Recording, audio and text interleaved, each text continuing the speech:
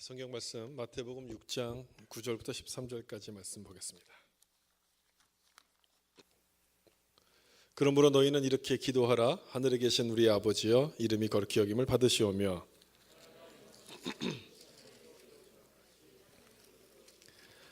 오늘 우리에게 일용할 양식을 주시옵고 우리 죄를 같이 읽겠습니다. 우리를 시험에 들게 하지 마시옵고 다만 악에서 구하시옵소서. 나라와 권세와 영광이 아버지께 영원히 있사옵나이다. 아멘. 우리 앉으실 때 말씀에 은혜 받으세요. 인사하면서 앉도록 하겠습니다. 말씀에 은혜 받으세요. 아멘.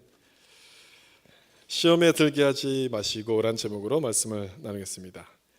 우리 주기도문에 나오는 6가지 간구 중에서 마지막 간구에 대한 내용입니다. 6가지 간구 하나하나 우리 살펴보면서 내용은 참 짤막하지만 그 안에 깊은 의미가 있다는 것을 아마 여러분 보셨을 것이고 여러분도 느끼셨을 것입니다. 내용만 그런 게 아니고 이 주기도문의 순서에도 역시 그런 의미가 있습니다. 여기 지금 V자로 이렇게 모양을 기록해 놨지만 이 V자는 하늘에 계신 우리 아버지, 이제 하늘에서부터 시작해서 우리에게로 내려왔다가 다시 나라와 권세와 영광이 아버지께 있습니다. 하늘로 올라가는 그 모양을 그리기 위해서 이제 V자 모양을 제가 그려놨습니다. 순서에 이런 뜻이 있고 전체 순서를 봐도 그렇지만 우리를 위한 간구 3가지를 봐도 그렇습니다. 4번과 5번과 6번이 바로 우리를 위한 간구 아니겠습니까? 첫 번째 우리를 위한 간구는 일용할 양식을 주소서 이 부분입니다. 그리고 그 다음에 나온 것은 지난주 살펴본 것처럼 죄의 용서를 구하는 그런 기도죠. 일용할 양식은 우리의 주신 육적인 필요, 죄 용서는 영적인 필요라고 볼 수 있을 것입니다. 이 2가지를 구하라는 것은 우리 가운데 굉장히 중요한 것이고 꼭 필요한 일이기 때문에 구하라고 말씀하시는 것이죠. 그런데 이것이 중요하고 필요한 일이지만 또한 이 2가지는 아주 위험한 일이기도 합니다. 육적인 양식과 이 영적인 양식이 채워질 때만큼 우리 마음이 느슨해지고 영적인 긴장감이 떨어질 때가 없기 때문에 그렇습니다. 여러분 그렇지 않습니까? 경험을 통해서 우리 잘 알잖아요. 육신의 필요가 채워지고 영적인 필요까지 채워지면 그때만큼 영적인 긴장감이 떨어질 때가 없습니다. 꼭 뭔가 좀 열심히 일하다 긴장이 풀어졌을 때 감기에 탁 걸리는 것처럼 우리를 괴롭히는 공격하는 사단이 이런 틈을 그냥 놔두지 않습니다. 우리를 넘어뜨리기 위해서 우리를 시험할 것이 틀림없습니다. 그래서 주님은 4번과 5번을 가르쳐 주신 다음에 마지막 6번째에서 시험에 들지 않도록 악에서부터 구원해 주시기를 기도하라고 그렇게 말씀하셨어요. 순서에도 보면 큰 의미가 그 안에 들어있는 걸 우리가 볼 수 있게 되죠. 요한복음 8장 11절 말씀에 보면 예수께서 이르시되 나도 너를 정죄하지 아니하노니 가서 다시는 죄를 범하지 말라. 가늠하다 붙잡힌 그 여인을 향해서 예수님께서 용서하신 다음에 하셨던 말씀이에요. 가서 다시는 죄를 범하지 말라. 여러분 이 말씀을 보면 죄를 범할 가능성이 또 있다는 겁니까? 없다는 겁니까? 또 있다는 걸 말하는 거죠. 예수님께 틀림없이 죄를 용서받았지만 그럼에도 불구하고 사단은 우리를 넘어뜨리기 위해서 또다시 시험을 한다는 것을 이 말씀을 통해서 우리 가운데 보여주십니다. 그러므로 죄에 대한 경각심을 가질 뿐 아니라 시험을 대비하라고 시험에 들게 하지 마옵소서, 이렇게 우리 가운데 기도를 가르쳐 주셨어요. 마태복음 6장 13절에 나오는 말씀처럼 2가지를 구하라고 말씀하셨어요. 시험에 들게 하지 마옵시고 악에서 구하소서. 2가지만 의미적으로 보면 1가지와 똑같습니다. 시험에 들게 하지 마소서는 앞으로 내가 시험에 들 수도 있는데 그 시험으로부터 나를 좀 보호해 달라는 사전 간구의 의미가 있고, 악에서 구원해 달라는 이 말은 사후 간구의 의미가 좀 있습니다. 내가 혹시 약해서 악에 빠졌을지라도 거기로부터 날 좀 건져달라, 이런 뜻입니다. 같은 의미라고 생각할 수 있죠. 같은 의미라고 보고 오늘은 이 시험에 들게 하지 마소서 이 부분을 중심으로 좀 생각해 보려고 합니다. 여기서 시험이란 말이 가장 먼저 나오는데 여러분 시험의 의미가 뭡니까? 시험이 뭡니까? 여기서부터 좀 생각해 보는 게 좋을 것 같아요. 시험이 뭘까요? 시험. 성경 공부하신 분들은 아마 기억하시겠지만 성경의 시험이라고 얘기할 때, 여기 주기도문도 마찬가지고요, 시험이란 이 단어가 나올 때 여기에는 2가지 의미가 있습니다. 첫 번째는 테스트, 훈련이란 뜻이 들어있습니다. 테스트를 여러분 언제 치릅니까? 이 사람의 수준이 얼마나 됐을까를 확인하려고 할 때 테스트하는 것 아니겠습니까? 테스트의 목적은 그 사람을 떨어뜨리는 데 목적이 있는 것이 아니고 더 성숙하게 만드는 것이 테스트의 목적입니다. 그럼 이런 의미의 시험이라면 이 시험은 그러면 누가 주시는 시험이겠습니까? 하나님이 주시는 시험이죠. 이건 하나님이 우리 가운데 주시는 시험이고, 이런 시험이 우리 가운데 오면 우리는 기뻐해야 합니다. 하나님이 우리를 그렇게 성숙할 때가 됐다라고 생각하신다는 뜻이고 우리가 그만큼 준비가 되어 있다는 뜻이기 때문에 우리는 이런 시험을 만나면 기뻐해야 돼요. 야고보서 1장 3절과 4절에 있는 말씀처럼 이는 너희 믿음의 시련이, 여기 시련이라는 것은 테스트, 훈련 뭐 이런 같은 뜻입니다. 영어로는 트라이얼이라고 되어 있는데 그런 훈련이라는 의미죠. 믿음의 훈련이 인내를 만들어내는 줄 너희가 알미라. 인내를 온전히 이루라. 이는 너희로 온전하고 구비하여 조금도 부족함이 없게 하려 합니다. 시험의 목적이 여기 분명히 나타나지 않습니까? 시험을 주시는 것은 우리를 부족함이 없는 사람으로 만드시려고, 우리를 성숙하게 만들고 우리를 훈련시키려고 이 시험을 주신다는 거예요. 이런 말씀을 드리면 꼭 이렇게 얘기하시는 분이 계세요. 전 훈련이 필요 없는데요. 전 지금도 좋습니다. 지금으로 충분히 만족합니다. 이렇게 얘기하시는 분들이 종종 계세요. 여러분, 이런 분들에게 뭐라고 이야기를 해줘야 되겠습니까? 공부하기 싫어서 중학교 안 가고 계속 초등학교에 남아 있겠다 이렇게 얘기하는 것과 똑같은 얘기거든요. 이런 분들에게 우리가 뭐라고 얘기하겠습니까? 나무를 심는 것은 때에 따라서 뭔가 열매를 맺길 바라는 마음에서 나무를 심는 건 아니겠습니까? 하나님도 우리 가운데 그걸 기대하시는데 그래서 시험을 우리 가운데 주시는 것이죠. 그걸 좀 기억해야 되는 것이죠. 하나님이 우리에게 시험을 주신다는 것은 때에 맞게 자라기를 원하시기 때문에 이것을 시험을 주신다. 이 사실을 우리가 기억해야 됩니다.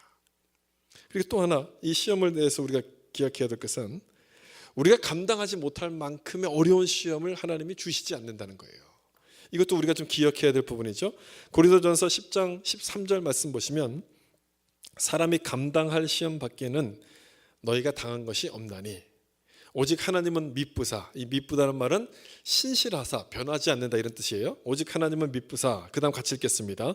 너희가 감당하지 못할 시험 당함을 허락하지 아니하시고 시험 당할 쯤에 또한 피할 길을 내사 너희로 능히 감당하게 하시느니라. 아멘. 여러분, 이 말씀 믿으십니까? 하나님이 우리 가운데 피할 수 있는 시험만 주신다는 거예요. 우리가 이 말씀을 믿으면 시험이 와도 겁낼 필요가 없게 되는 거예요. 시험에 대해서 전혀 두려워할 필요가 없는 것이죠. 아브라함에게 주셨던 시험이 바로 이런 시험 아니겠습니까? 그 100세에 얻었던 그 귀한 아들 이삭이에요. 왜 이제 하나밖에 없는 그 외아들 이삭을 하나님께 바치라 이렇게 말씀하셨어요. 하나님께서 아브라함에게 이런 시험을 주신 것은 그의 믿음을 테스트해 보려는 것이지 아브라함을 넘어뜨리려고 주신 시험이 아니었다는 거예요. 만약 아브라함이 그 사실을, 이 시험의 목적을 몰랐더라면 어떻게 하겠습니까? 그 시험을 치르려고 하다가 자기도 모르게 시험에 빠졌을 거예요. 시험을 치르려고 하다가 자기도 모르게 시험에 빠졌을 거예요. 여러분, 앞에서 말씀드렸던 그 시험과 그다음에 뒤에서 설명드렸던 시험이 어떻게 구별되는지 여러분 이제 구별하실 수 있겠습니까? 시험을 치르다가 시험에 빠졌을 겁니다. 이렇게 시험에는 두 가지 의미가 있습니다. 하나님께서 우리를 훈련하시려고 주시는 시험이 있고 우리를 넘어뜨리려고 찾아오는 시험이 있어요. 그 두 번째 시험을 가리켜서 보통 말할 때는 유혹이라고 말하고 영어 성경에서는 다 temptation이라고 번역하고 있습니다. 주기도문의 6번째 이 간구, 우리를 시험에 들게 하지 마셨고, 한글 번역은 전부 다 시험이라고 되어 있어요. 명확한 구별이 없는데 영어에 보시면 이 시험을 뭐라고 되어 있냐면 temptation이라고 정확하게 기록하고 있죠. 우리를 유혹에 빠지지 않게 하소서. 이걸 기도하라고 하시는 말씀이에요. 왜냐하면 그 시험은, 그 유혹은 우리를 넘어뜨리기 위해서 사단이 주는 유혹이기 때문에 거기에 넘어가면 안 된다는 겁니다. 그래서 이걸 구하라고 말씀하신 거죠. 다시 한번 야고보서 말씀 보면 야고보서 1장 13절, 사람이 시험을 받을 때에 내가 하나님께 시험을 받는다 하지 말지니 하나님은 악에게 시험을 받지도 아니하시고 친히 아무도 시험하지 아니하시느니라.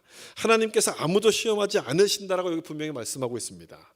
시험이 두 가지 의미가 있다는 것을 모르는 사람은 하나님이 아무도 시험하지 않는다고 그랬는데 왜 나에게 이렇게 어려운 시험을 주십니까? 라고 생각을 해요. 성경을 잘 모르면 그런 오해를 할 수가 있는 것이죠. 그래서 여기서 말하는 시험, 여기 야고보서 1장 13절에서 말하는 시험은 영어 성경에 보면 temptation이라고 정확하게 기록되어 있어요. 유혹이라는 거예요. 유혹. 하나님은 유혹하지 않아요. 하나님이 우리를 사랑하시는데 왜 우리 사랑하는 자녀들을 유혹해서 넘어지도록 만드시겠습니까? 그럴 리가 없죠. 이것은 우리를 넘어뜨리려고 사단이 주는 유혹을 말하는 것이고, 주님은 이런 유혹에 빠지지 않도록 우리에게 기도하라고 그렇게 말씀하시는 거예요. 하나님은 그런 시험을 주시지 않는다는 거예요.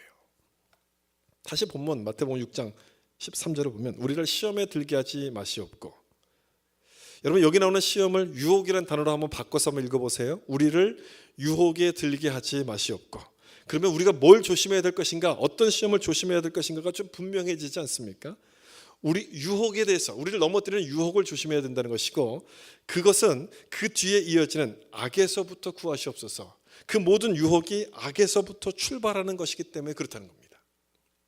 성경학자들은 이 악에서 구하소서를, 악에서라는 이 단어를 악한 자라고 번역하는 것이 좀 더 정확한 번역이라고 이야기해요. 악한 자에게서부터 구하소서. 여러분, 악한 자 누구를 말하겠습니까? 여기서 설명하는 악한 자는 누구겠습니까? 사탄을 말하는 것이죠. 따라서 시험과 유혹에 빠져서는 안 되는 것이죠. 우리에게 찾아오는 이 유혹의 원인이 사탄으로부터 오는 것이기 때문에 우리는 여기에 넘어가서 안 되고 이것을 이길 수 있도록 기도하라고 주님께서 말씀하시는 것입니다. 근데 한 가지 문제가 있어요. 이렇게 설명드리긴 참 쉬워요. 시험에 두 가지가 있습니다. 말로 하긴 참 쉬운데 막상 시험이 찾아오게 되면 이게 어떤 것인지 구별이 잘 안 된다는 겁니다. 이걸 구분하기가 참 어려워요. 물을 딱 자르는 것처럼 이게 테스트인지 아니면 이게 템테이션인지 구별이 잘 안 가요. 명확하게 구별되지 않아요. 예를 들어볼까요? 잘 나가던 사업이 갑자기 안 되기 시작합니다. 건강하던 몸에 뭔가 좀 이상이 생기기 시작했어요. 게다가 예상치 못한 큰 사고를 만났다고 한다면 여러분은 이런 일들이 어디서부터 온 시험인지 구별할 수 있겠습니까? 이게 테스트인지, 하나님이 주신 테스트인지 아니면 사단이 나를 넘어뜨려 주는 유혹인지 여러분 구별이 되겠습니까? 구별이 안 되죠. 구별이 안 되니까 우리는 자꾸 하나님께 원망하는 것 아닙니까? 하나님 왜 이런 어려운 일들을 나에게 주십니까? 하나님을 원망한다는 것은 그걸 내가 구별하지 못한다는 거예요. 사단이 주는 이 유혹, 사단의 유혹만이 우리의 믿음을 흔드는 게 아니고 하나님이 주시는 테스트 역시도 종종 이런 모습으로 우리를 찾아온다는 것이죠. 그래서 우리는 뭐가 뭔지 잘 구별을 못합니다. 명확하게 구별이 잘 안 되는 거예요. 조금 전에 설명드렸던 그 일이 욥에게 일어났던 일이잖아요. 욥은 하나님을 잘 믿는 아주 의로운 사람이었습니다. 그러다 어느 날 큰 바람이 불더니 집이 무너지면서 이 자녀들이 다 죽었어요. 도둑들이 찾아와서 욥의 재산들을 다 빼앗아갔습니다. 소, 나귀, 양 이걸 다 빼앗아갔어요. 게다가 온 몸에는 악창이 나서 그 온 몸을 극장코 견딜 수 없는 상태가 되어버렸습니다. 그런 일 때문에 욥은 얼마나 많은 고통의 시간들을 겪었습니까? 굉장히 많은 고통의 시간을 보내고 있었는데 위로하라고 찾아왔던 친구들이 뭐라고 이야기합니까? 너가 죄를 지어서 그렇다 이야기해요. 욥이 죄를 지어서 그렇다고 이야기를 하는데 욥은 아무리 생각해도 내가 이런 어려움을 당할 만큼 죄를 지은 적이 없어요. 아무리 생각해도. 그래서 그 마음이 더 괴로웠던 거예요. 시험의 원인이 뭔지를 알 수가 없었던 것이죠. 우리는 욥기 말씀을 읽으면서 욥이 받았던 시험은 사단이 주었던 시험이라는 것을 우리는 압니다. 그런데 이 당사자였던 욥은 그걸 몰랐던 거예요. 왜 자기에게 시험이 오는 걸 그걸 알지 못했습니다. 그래서 괴로웠어요. 여러분 이 점을 좀 주목해 보셔야 됩니다.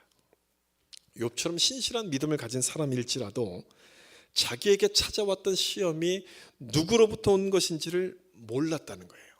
이게 테스트인지 아니면 이것이 유혹인지 구분할 수가 없었어요. 그래서 문제가 되는 것이죠. 시험과 유혹이 이 무자르듯이 딱 잘라서 구별되지 않기 때문에 하나님이 좀 귀뜸이라도 해주시면 어떻게 얼마나 좋겠습니까? 이건 너에게 주는 테스트다, 잘 통과해라, 이렇게 귀뜸이라도 해주시면 좋겠지만 하나님이 알려주시질 않아요. 그래서 우리 삶이 막 복잡해지는 겁니다. 우리가 자꾸 시험에 든다라고 이야기를 하게 되는 거예요. 내가 열심히 기도하고 열심히 신앙생활을 하는데도 뭔가 풀리지 않는 일들을 보면서 우리 마음이 막 괴로운 거예요. 그래서 더 복잡한 일이 있어요. 사단이 욥을 시험했지만 그 시험은 하나님께서 허락을 하셨다는 사실이에요. 누가 허락하셨어요? 하나님께서 허락하셨어요. 그렇다면 여러분, 하나님의 허락하에서 이루어진 일이라면 그것을 하나님이 주신 테스트로 봐야 됩니까? 사탄의 유혹으로 봐야 됩니까? 하나님의 허락하에서 이루어졌다면 이것이 유혹이겠어요? 테스트겠어요? 여러분 구별하기가 더 복잡하지 않습니까? 더 막 좀 헷갈리기 시작하죠. 한 가지만 더 예를 들어볼게요. 예수님께서 40일 금식 기도를 마치셨을 때 사단이 찾아와서 예수님을 시험합니다. 사단에게 시험을 받으셨기 때문에 분명 유혹이 맞아요. 사단이 예수님을 시험했으니까 유혹이죠. 그런데 그 유혹을 설명하는 마태복음 4장 1절 그 첫 부분을 보면 이렇게 말씀합니다. 그때 예수께서 성령에게 이끌려 마귀에게 시험을 받으러 광야로 가사. 성령에게 이끌려 시험을 받으러 가셨어요. 그러면 사탄이 시험한 것이지만 하나님의 허락하에서 이루어졌다는 것을 우리가 알 수 있어요. 틀림없이 하나님의 허락하에서 이루어진 일이에요. 하나님이 하신 것은 아니지만 전적으로 하나님과 전혀 무관한 일이라고 말할 수 없다는 얘기죠. 그럼 이게 테스트입니까? 유혹입니까? 복잡해지지 않습니까? 복잡해요. 여러분들을 혼란스럽게 만들려고 제가 이 말씀 드린 것이 아니고요. 뭘 말씀드리고 싶으냐면 그 시험의 본질을 파악하는 것이 굉장히 어렵다는 것을 지금 말씀드리고 싶은 거예요. 나에게 찾아와서 나를 괴롭히는 이 모든 시험들은 내가 딱 판단해서 뭔가 이해할 수 있을 만한 그런 시험들이 아니고 그렇게 판단하지 못할 수 있는 경우들이 훨씬 더 많다는 겁니다. 그것 때문에 사실 우리가 시험에 드는 거예요. 이게 테스트인지 아니면 이거 유혹인지 이게 구별이 안 돼서 시험에는 두 가지가 있구나. 이걸 이론적으로만 알면 뭔가 좀 딱 명확해질 것 같은데 그래서 대처할 수 있는 방법이 있을 것 같은데 그게 명확해지는 게 아니고요. 더 복잡해지는 거예요. 그래서 우리가 시험에 든다라고 말하는 것이고 오히려 우리 마음이 더 힘들어지기 시작하는 거예요. 다시 이 말씀을 보시면 주기도를 보시면 이렇게 기도하라고 말씀했어요. 우리를 시험에 들게 하지 마시옵고. 이 시험의 유혹이라고 제가 설명드리지 않았습니까? 여러분 이 유혹은 어떤 유혹을 말하겠습니까? 어떤 유혹일까요? 1차적으로는 사단이 우리에게 주는 유혹입니다. 1차적으로는 사단이 우리에게 주는 유혹이지만 우리가 지금 고민하는 바로 그런 일을 말하는 것이기도 합니다. 우리가 고민하는 일. 하나님의 뜻을 깨닫지 못해서 이것이 정말 하나님께서 주신 것인지 아니면 사단이 주는 것인지 깨닫지 못해서 괴로워하다 스스로 넘어지는 그 유혹. 하나님의 뜻인지를 내가 깨닫지 못해서 내 마음대로 뭔가 좀 하고 싶어하는 그 유혹을 말하는 것이기도 해요. 그래서 주님은 뭐라고 이야기합니까? 이 유혹으로부터 유혹에 빠지지 않도록 해달라고 주님께 기도하시죠. 기도하라고 말씀하시죠. 우리가 그런 고민을 갖고 있다는 것을 주님이 아신다는 얘기예요. 우리가 그렇게 연약한 자라는 걸 주님이 아신다는 얘기죠. 구분할 수 없는 힘, 그걸 구분할 수 있는 능력이 없다는 걸 주님께서 아시고서 내가 좀 널 도와주겠다, 도와주시겠다고 이걸 구하라, 기도하라고 주님이 말씀하시는 거예요.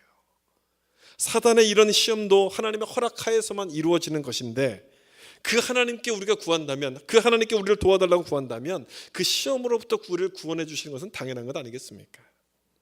여기서 이 기도의 의미가 드러나요. 주님께서 이 기도를 주신 것은 시험이 뭔지를 아는 것도 중요하지만 그보다 더 중요한 것이 있는데 그 시험에 빠지지 않도록 도와주실 수 있는 그 힘이 하나님으로부터 나온다는 것을 말씀하는 거예요. 시험에 빠지지 않는 힘은 하나님께서 주시는 것이다. 이거를 지금 말씀하신다는 것이죠. 두 번째, 세상은 악하고 하나님은 강하다는 것을 이 기도가 말씀합니다. 우리를 시험에 들게 하지 마시옵고, 이 기도는 세상에 대한 경고를 말합니다. 세상이 악하니까 세상을 좀 조심하라, 이렇게 주님께서 말씀해 주시는 거예요. 세상, 여러분 이 세상이란 말 앞에 여러 가지 수식어를 붙일 수 있어요. 아름다운 세상, 또 살기 좋은 세상, 또 어떤 말을 붙일 수 있겠습니까?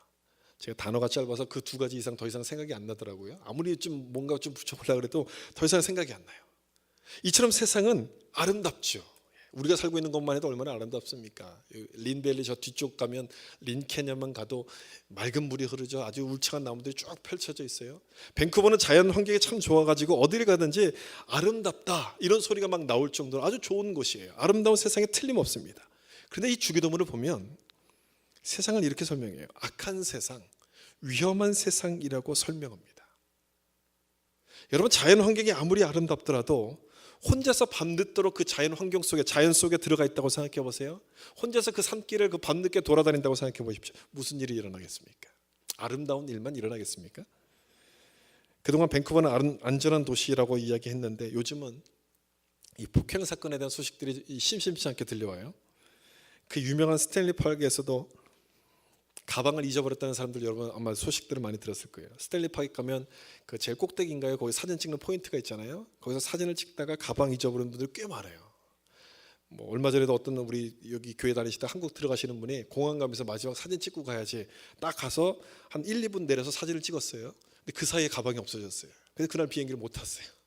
그래서 뭐 급하게 여권을 만들어 가지고 또 가시기도 하고. 아주 오래 전에는 이제 미국에서부터 올라왔던 단기 선교팀이 있었는데 한 10몇 명 되는 청년들이에요. 거기서 사진 찍다가 왕창 가방을 다 잊어버렸어요.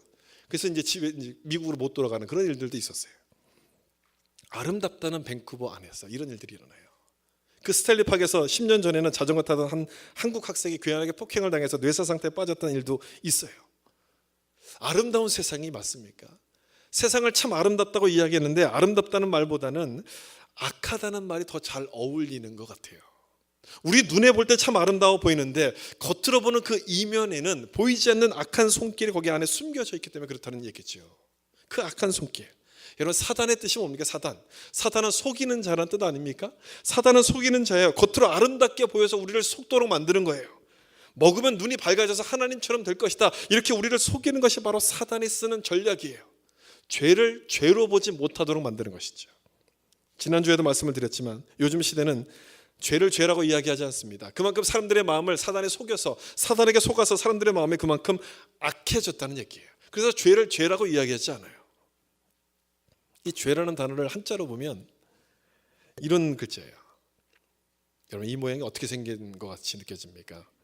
예쁘게 생겼나요? 좀 징그럽게 생겼나요? 좀 징그럽지 않습니까? 아무리 봐도 예쁜 모양은 아니에요. 꼭 이 한자가 죄의 성격을 드러내는 것처럼 생겼어요. 죄의 성격. 흉측하게 생기지 않았습니까? 징그럽게 생기지 않았습니까? 이 위에 붙어 있는 이 저기는 글자는 그 그물망자예요. 넉사자 간의 그물망자고요. 밑에는 안일비자거든요. 그래서 이 죄라는 단어를 풀어보면 잘못된 것을 하다가 그물에 걸렸다, 이런 뜻이 돼요.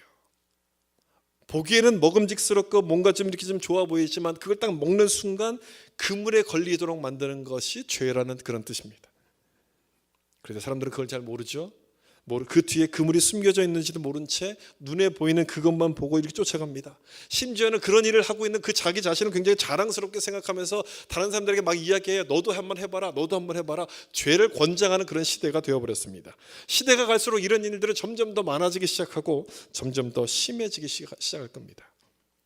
베드로전서 5장 8절에 있는 말씀처럼 너희 대적 마귀가 우는 사자같이 두루 다니며 삼킬 자를 찾나니, 이렇게 말씀하죠. 삼킬 자를 찾고 있는 것처럼 세상은 이 말씀처럼 점점 되어가고 있어요. 더 점점 악해져 가고 있고 더 나쁜 모습으로 바뀌어져 가고 있어요.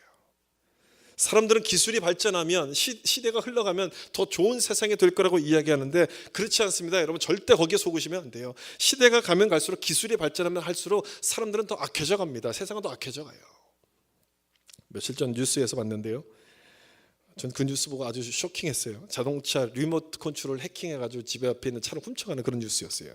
요즘은 키 없이 이거 자동차 시동을 걸지 않습니까? 근데 그 키를 걸어놓으면 집 앞에 세워진 차하고 이 키하고 이렇게 서로 이렇게 신호가 왔다 갔다 하나 봐요. 근데 집 밖에서 그 신호를 잡아가지고요, 차 문을 여는 거예요. 그리고 그 차를 갖고 도망가는 거예요. 전 깜짝 놀랐어요. 그걸 보고요. 이야, 정말 똑똑하다. 정말 똑똑하다. 저 사람들이 과연 어느 학교를 나왔을까? 얼마나 공부를 많이 했을까? 그 좋은 머리를 가지고 그렇게 사용하는 거예요. 키 없이 시동을 건다는 것은 여러분 획기적인 발명 아니었습니까? 근데 그것마저도 범죄에 이용하는 그런 시대의 모습이 되어버렸어요. 기술이 발전하면 좋은 세상이 된다? 여러분, 절대 그렇지 않아요. 그런 말에 여러분 절대 속으시면 안 돼요. 그 기술을 이용해서 자기 욕심을 채우려는 인간의 악한 마음을 고려하지 않아서 하는 이야기들입니다. 기술이 발전하면 발전할수록 그 발전된 기술을 이용해서 사람들은 더 악한 일들을 합니다. 더 많은 죄를 지어요. 이것이 세상의 모습이에요. 그래서 예수님께서는 뭐라고 말씀하냐면 악하고 위험한 세상에서 우리를 구해달라고, 구해주시기를 기도하라고 말씀하셨어요. 악에서부터 우리를 구하소서, 시험에 들지 않게 하소서, 그 세상으로부터 구하도록.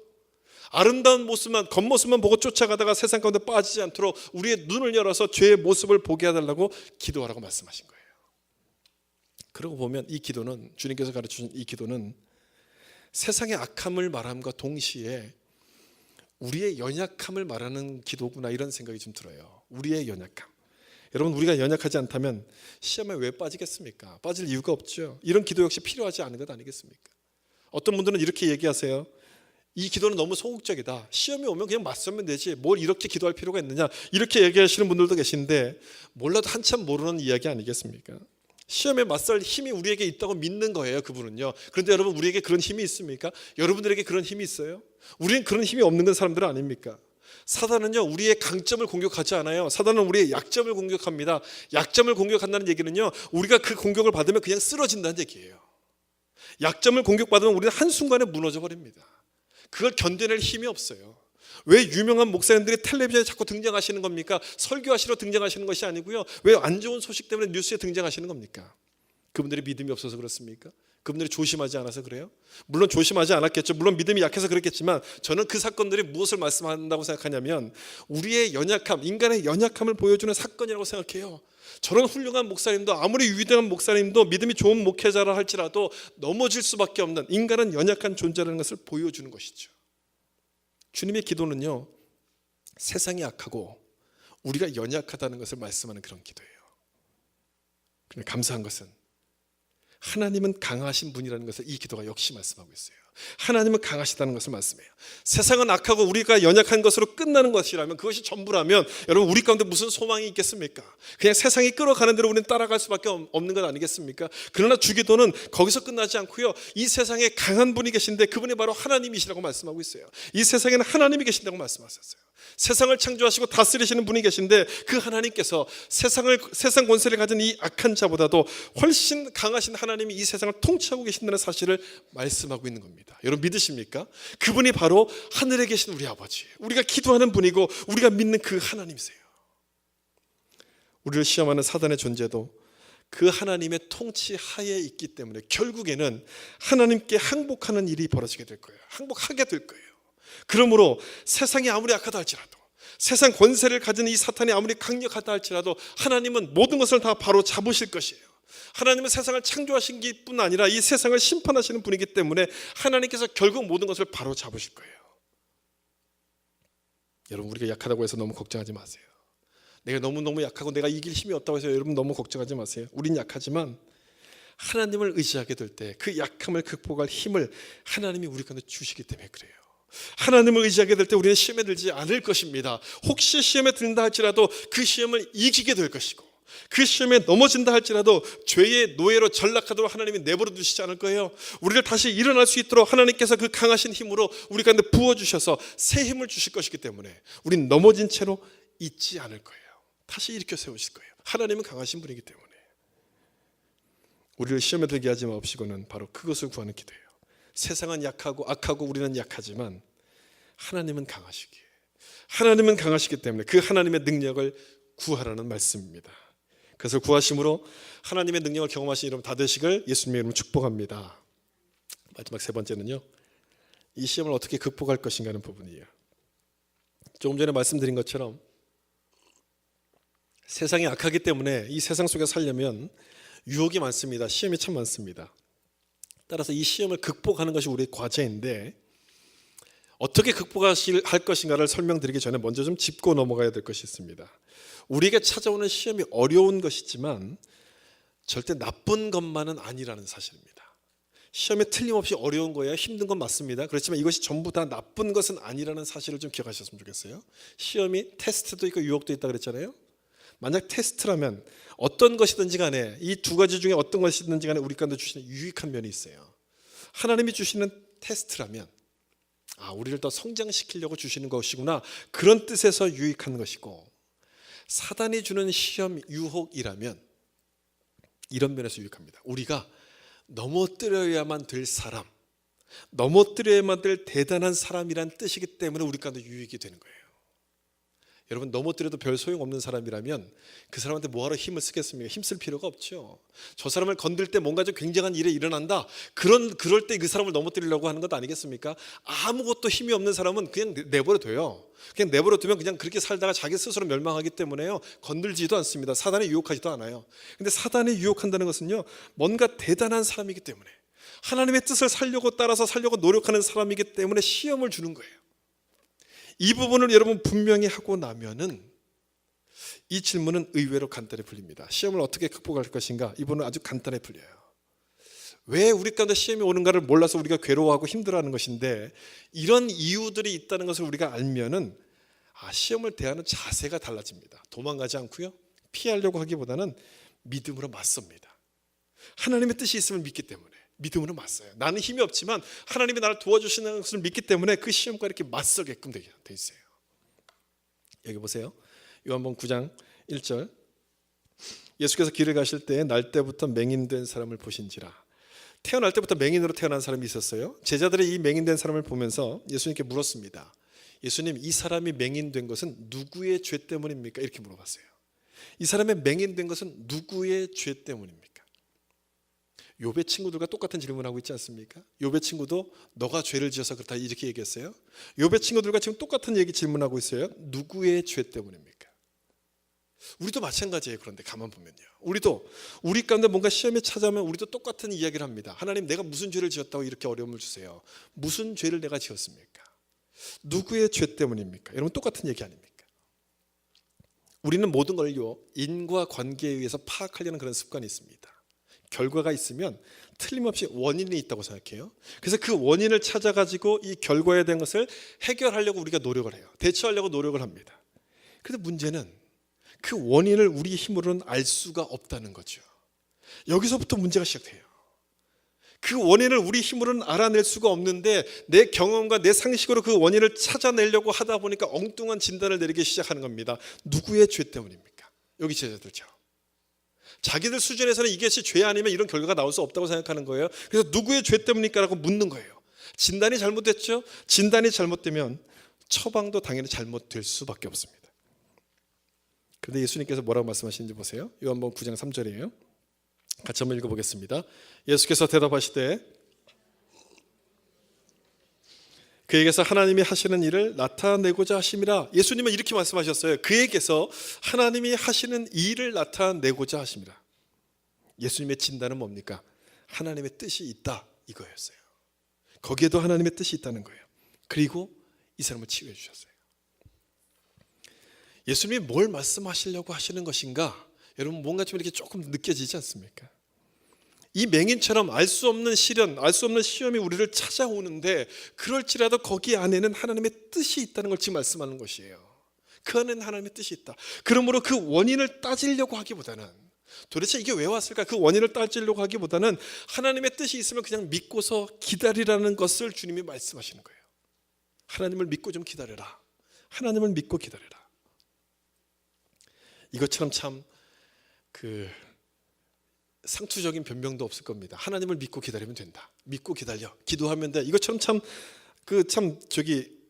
무책임한 말은 없는 것 같이 들려요. 할 말이 없으니까 그렇게 하는 변명처럼 들리고, 정말 어떻게 그런 말을 할 수 있을까? 우리가 그렇게 생각되는데요. 아니에요. 그게 최선의 방법이에요. 그게 아무리 생각해도 그것 말고는 더 다른 방법이 없어요. 여러분, 내가 아무것도 할 수 없을 때, 내가 할 수 있는 것이 아무것도 없다고 생각했을 때, 그때는 뭐가 최선의 방법입니까? 그냥 기다리는 거예요. 그냥 기다리는 게 최선의 방법이에요.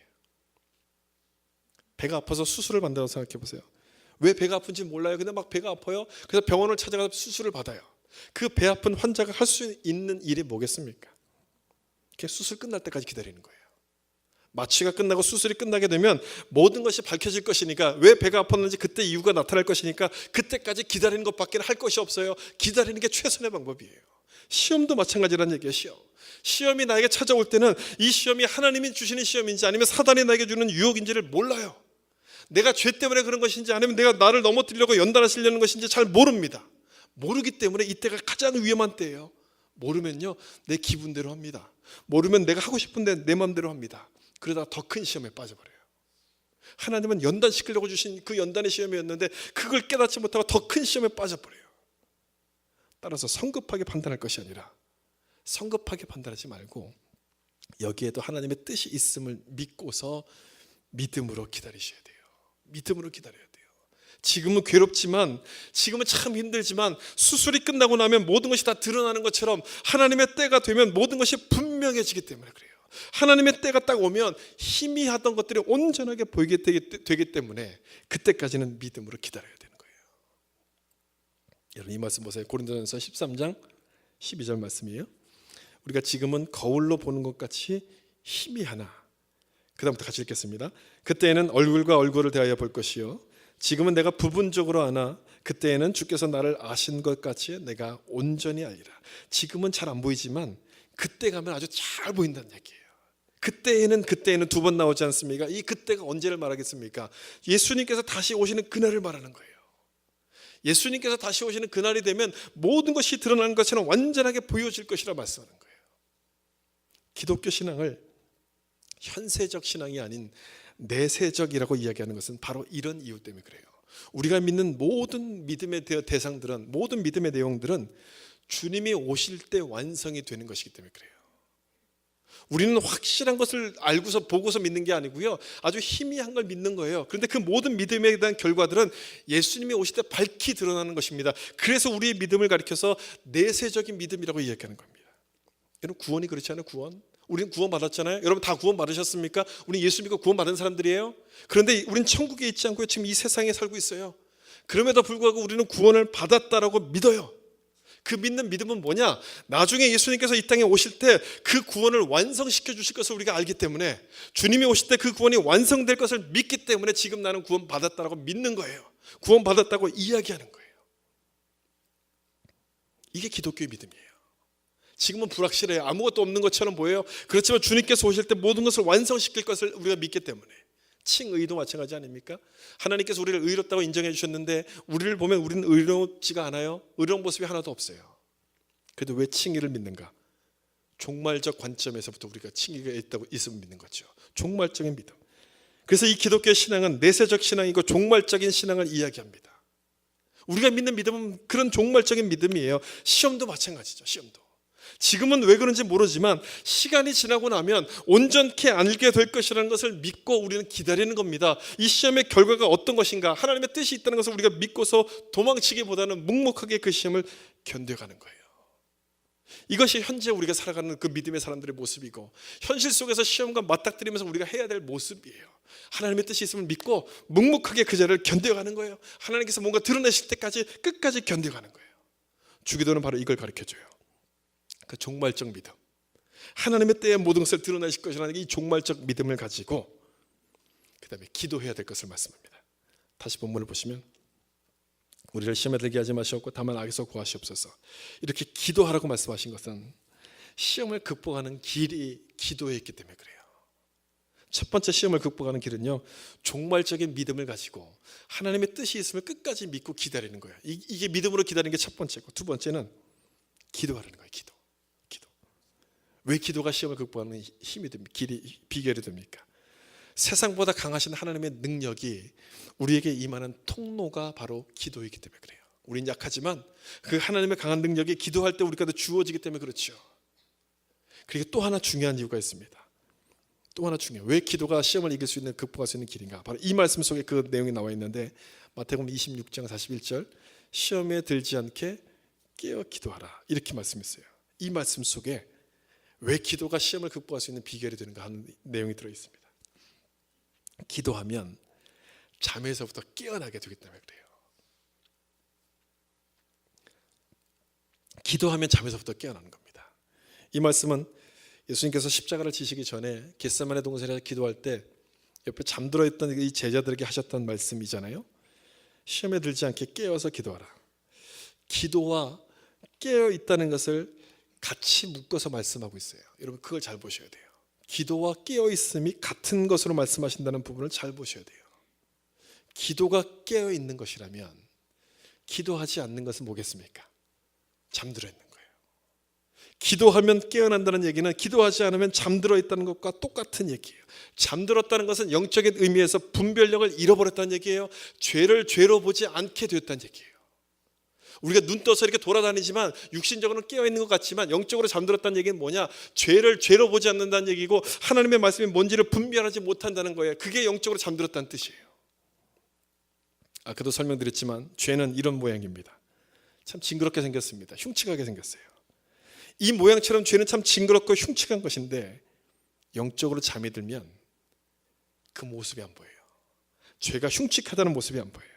흉측하게 보이는 게 아니라 오히려 죄가 매력적으로 보입니다. 하와가 뱀의 말을 듣고서 그 선악과를 봤을 때 먹음직스럽고 보암직스럽고 뭐 그렇게 느꼈다고 얘기하고 있지 않습니까? 죄가 죄로 보이지 않았어요. 그게 매력적으로 다가온 거예요. 야, 이것만 먹으면 내가 하나님처럼 되겠구나. 여러분, 만약 그 선악과가 막 이렇게 막 좀 징그럽게 생겼고요, 이 글자처럼 아주 흉측하게 생겼고요, 거기서부터 이상한 냄새가 났다고 생각해 보세요. 하와가 그걸 먹었을까요? 그 시험에 빠졌을까요? 절대 빠지지 않았을 거예요. 그런데 죄라는 것은요, 그렇게 생겨 먹지 않았어요. 그렇게 흉측하게 생기지 않았어요. 이렇게 우리 마음을 쏙 뺏어갈 정도로, 우리 마음을 빼앗아갈 정도로 아주 매력적으로 보이게끔 생겼어요. 언제 이렇게 보이느냐? 기도하지 않을 때. 기도하지 않을 때. 기도하지 않으면 요거 내가 한 번만 눈 감아주면 나에게 큰 도움이 생기는데, 큰 돈이 생기는데 이렇게 유혹 가운데 빠지는 거예요. 죄가 매력적인 것으로 보이기 시작해요. 다윗도 마찬가지였어요. 하나님 마음에 합한 사람이라는 칭찬을 들었는데 이 다윗이 어느 날 시험에 빠져버립니다. 우리아의 아내가 목욕하는 것을 보고 그만 간음죄를 저질렀어요. 그때라도 빨리 깨닫고서 돌이켰으면 괜찮은데 한 번 죄에 빠졌던 이 다윗은 죄가 죄로 보이지 않기 시작했습니다. 죄가 매력적인 것으로 보였어요. 그 죄를 은폐하기 위해서 우리아를 전쟁터에 내보내서 죽게 하라고 명령합니다. 이 죄가 흉측한 것임을 알았더라면, 이 죄가 이렇게 징그러운 것임을 알았더라면 그렇게 할 수 있었겠습니까? 흉측한 게 아니라 매력적으로 보였기 때문이고, 그것이 정말 지혜롭게 할 만큼 탐스럽게 보였기 때문에 죄에 빠지고 악에 빠지기 시작했던 거예요. 주님은 그래서 우리가 기도하라고, 깨어서 기도하라고 이 주기도를 우리 가운데 알려주신 거예요.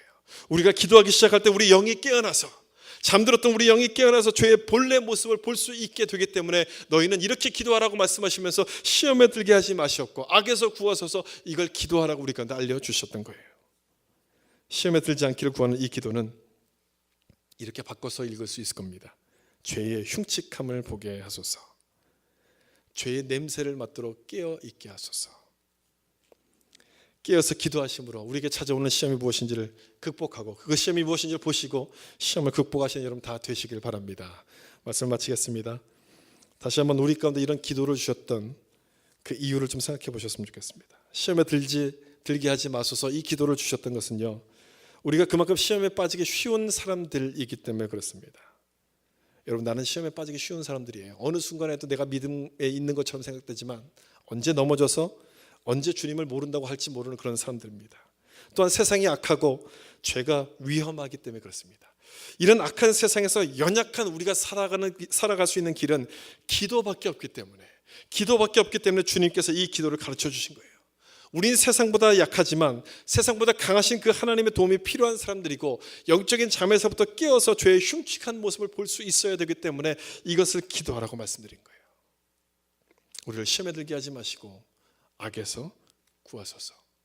이 기도를 매일매일 드리심으로 시험을 이기시고 악에서부터 승리하신 여러분 다 되시기를 예수님의 이름으로 축원합니다. 기도하겠습니다.